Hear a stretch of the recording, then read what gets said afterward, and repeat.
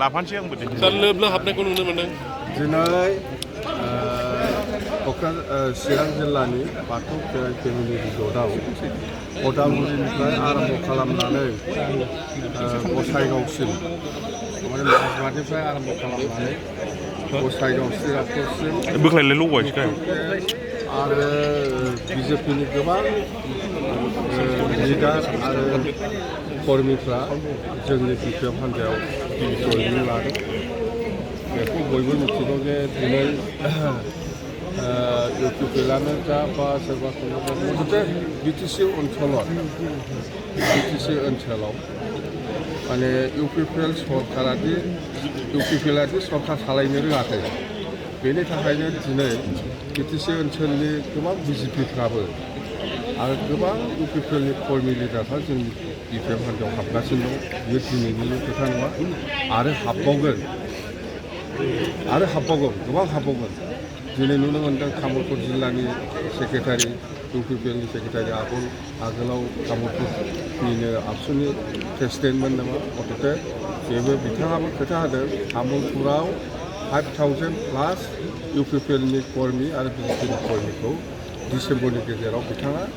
जोंनि बिपिएफ हान्जायाव बारस्लायहोगोन होननानै खोथा होदों आरो गाव दिनै सेरेमनिलि दिनै जयनिं लाग्रोबाय आरो बेबायदिनो प्रबिन दास होननायबो दङ तामुलपुरनि गोबां मावथिफोर दङ बिथाङाबो सोनो हागोन होननानै आरो बासुगावनिफ्राय क'क्राझार टाउननिफ्राय बिजेपिनि गोबां कर्मीफोर हाबदों बिजेपिया टटेल 70+ आरो इउपिपिएलना 600+ दिनै जयेन जादों आरो माखासे कंग्रेसनि दं कृषक मुक्ति संग्रामनि दं आरो एबिपिनि अखिल भारतीय बिद्यार्थी परिषद बेनिबो दङ मथथे बियो जाहैबाय इउपिपिएलआदि सरकार सालायनो रोङाखै बा रायजोखौ सिबिनो रोङाखै बा खामानि मावनो रोङाखै बेनो प्रमान नङाबा दिनै इउपिपिएलनि लिडारशिपआवनो बिटिसिआव सरकार सोलिगासिनो दं दिनै बिजेपिफ्राबो सैज्य खालामनो हायाखै जायनि थाखाय बे बिटिसिआव इउपिपिएल बा बिजेपि खालामनानै जेबो लाब गैया सरकार सालायनो हाया इउपिपिएलआ बेनि थाखायनो बिजेपिफ्रा गोबां जोंनि बिपिएफ हान्जायाव हाबफैदों बेखौ जों नुनो मोनबाय दिनै आरो हाबबावगोन गोबां प्रग्राम दंबावो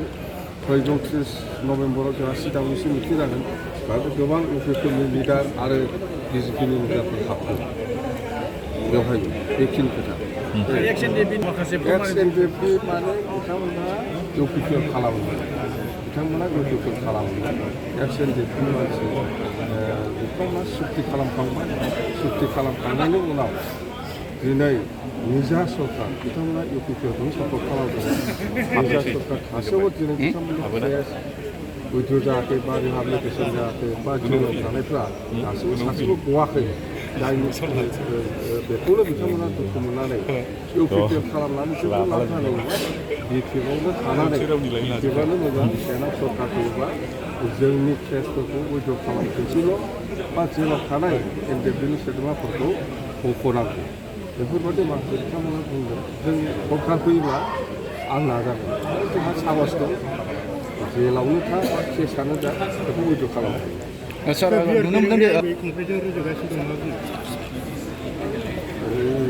सोरबाया माबा बुंदों होननानै आं बिनि एन्सार होनांगौ बे नङा सार नुनो मोनदों मोनसे सक्तिशालि दोल सेन्ट्रेलावबो आरो स्टेटआवबो नाथाय बिथांमोननि खुरुमा दिनै मानो हाबफैनो गोनां जादों नङा आं बुंदों बिजेपिया